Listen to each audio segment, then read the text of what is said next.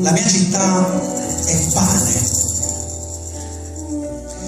la mia città è anche lavoro che manca, la mia città è compagnia di vita, speranza di riscatto, la mia città è acqua, è mare, mare nostro che sei nei cieli. La mia città è diversa gente e anche gente diversa, lacrime e sorrisi, storie uguali, intreccio di vicoli, di piazze, la mia città senza barriere è carnale e senza limiti.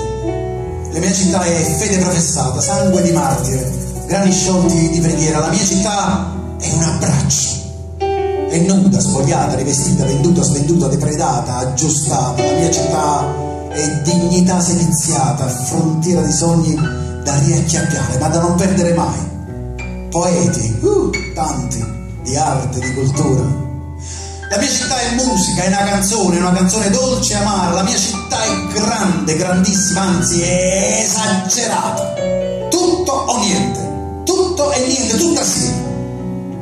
La mia città è carezza sospesa, coraggio di mamme. La mia città è spazio non abusato, bellezza violata, giardino possibile, distesa di acque senza uguali. E il mare, mare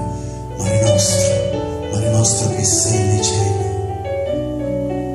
La mia città è memoria da conservare, è ponte sospeso di legalità sospesa. La mia città, violenza rifiutata, pace da costruire fuori e dentro. La mia città è inginocchiata, ma non tutto è perduto, difficile, ancora possibile, ancora, altrove, qui, ora, domani. La mia città, Napoli, la casa, il pianeta, la terra, la mia città, la mia città, la mia città.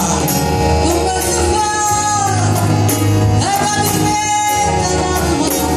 devo tornare, se devo uscire in terra, non lo posso sapere. Non posso fare, ma non mi oso tornare, e ci sto. La mia città è legge negata, è catene da sciogliere. Ospitalità generosa, mano aperta per gli ultimi, è verità da raccontare, botteghe, officine, fucine di invenzione. La mia città è memoria da conservare, grande o piccola, sporca o pulita, oggi e domani, contagiosa, virtuosa, inarrestabile, indignata con dignità. Non solo un'onda di speranza, ma la speranza di un'onda anomala, pacifica ma con la forza travolgente